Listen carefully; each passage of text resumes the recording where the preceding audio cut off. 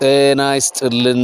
አሁን አይኖች ሁሉ ወደ ምዕራብ ናቸው። ፀሐይ መግቢያ የነበረው ፀሐይ መውጫ ሆኗል። በዚህም ብዙዎች ተደንቀው አይናቸውንም ጆሮአቸውንም ወደዚያ ካደረጉ ሰንበትበት ብለዋል። በምዕራብ በኩል ትራውሬ የሚባል አዲስ ፀሐይ ወጥቷል። የአዲሱ ትውልድ አዲስ መሪ በፕሬዝዳንት ትራምፕ ክፉ አይን ውስጥ ያስገባቸውን ተግባር ከሰሞኑ መፈጸማቸው መነጋገሪያ ሆኗል። ትራምፕ ምንኛ ተደፈርኩ ሲሉ ትራውሬ ጆሮ ዳባ ብሎ ቀጥሏል። አሁን በአፍሪካ ያለው የኃይል አሰላለፍ ከና አሜሪካ ወደ ሩሲያና ቻይና የዞረ ይመስላል። ይህ እንዲሆን ደግሞ በግንባር ቀደምትነት ትራውሬ ሚናውን በመጫወት ላይ ይገኛል። ካፒቴን ኢብራሂም ትራውሬ ፍጹም ከግምታችን በላይ እየሆነ ቀጥሏል። 24 ወራት ሆኖታል ወደ ስልጣኑ ከመጣ።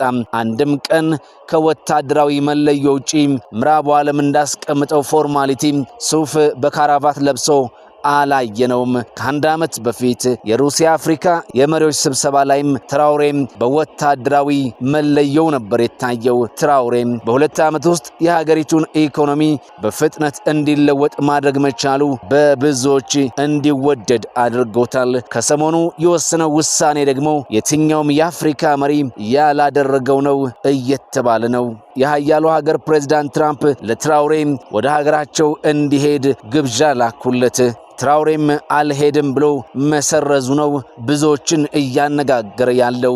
ትራውሬ እንዲህ አለም፣ ጌታው ስለ ግብዣው አመሰግናለሁ፣ ነገር ግን እኔ ከህዝቤ ጋር ትልልቅ ፕሮጀክቶችን በመስራት ቢዚ ሆኛለሁና አልመጣም ነበር ነው ያለው። የትራውሬ እንዲህ ማለት ለዚያውም ለአሜሪካ በአፍሪካ መሪ ደረጃ በፍጹም ሊጠበቅ የማይችል ነው። ከዚህ በፊት የነበሩ መሪዎች ለሀያሏ አቤት ብቻ ነው ሲጣሩት የገኛሉ ሲያገለግሉ መኖራቸውን እናውቃለንና። ታዲያ የትራውሬ ውሳኔ አፍሪካ ሉዓላዊ ለመሆን እየጣረች እንደሆነም ያሳያል እየተባለ ነው በብዙዎች ዘንድ። ሌላው አዲስ ወዳጅነት እንደተፈጠረ የሚናገር ሲሆን ሩሲያና ቻይና በኢኮኖሚ በፖለቲካና በወታደራዊ ዘርፍ ስምምነት እንዳላቸውም አመላካሽ ነው ተብሏል። አሜሪካ የዲሞክራሲ አለቃ እርሷ፣ የሰብአዊ መብት ጠበቃ እርሷ፣ የሰላም ምልክት እርሷ አድርጋ ራሷን ትመለከታለች።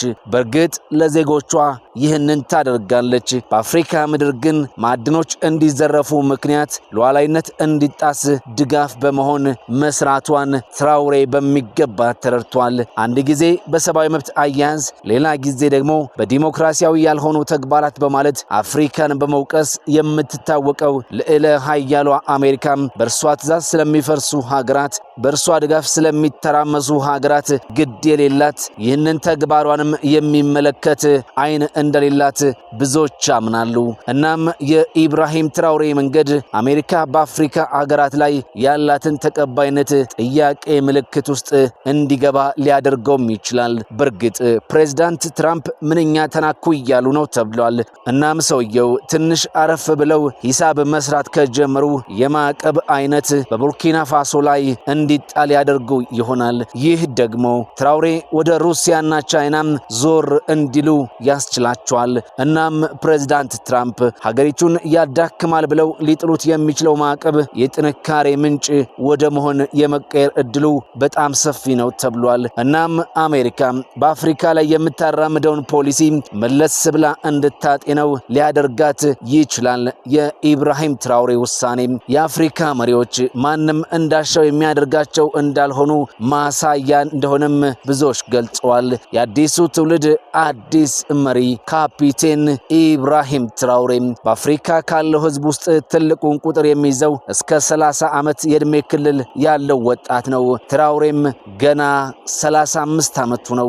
መሪዎች ከዚህ ቀደም የኢኮኖሚና የወታደራዊ ድጋፍ ከምዕራቡ ለማግኘት በሚል ፖሊሲዎቻቸውን በሙሉ ሲቀርጹ የምዕራቡን ጥቅም ከግምት ውስጥ በማስገባት ነበር። አሁን ትራውሬ በራስ አቅም ለራስ ጥቅም እያለ ወደፊት ብሏል። አሜሪካን ገሸሽ፣ ፑቲንን ጠበቅ የሚል አቋም ይዞ ቀጥሏል ነው የሚባለው። ትራምፕ ነገሮች እንዲከሩ አድርገው ከቀጠሉ ጸቡ ከኢብራሂም ትራውሬ ሀገር ቡርኪና ፋሶ ሳይሆን ከሩሲያና ከቻይና ጋር ነው የሚሆነው። አሁን የምዕራቡ ዓለም ሀገራት በአፍሪካ ላይ የነበራቸው ቦታ ምንም እንዲሆን እየተደረገ ነው ብለው የሚያምኑ ብዙዎች አሉ። ለዚህ ደግሞ ምስጋናም ለካፒቴን ኢብራሂም ትራውሬ ነው የሚሉት። ቪቫ ኢብራሂም ትራውሬ፣ ቪቫ ኢብራሂም ትራውሬ፣ ሎንግ ሊቭ ኢብራሂም ትራውሬ። ረጅም ዘመን ለኢብራሂም ትራውሬ። የቡርኪናቢ ወጣቶች ዕለት ዕለት የሚያሰሙት የድጋፍ ድምፃቸው ነው።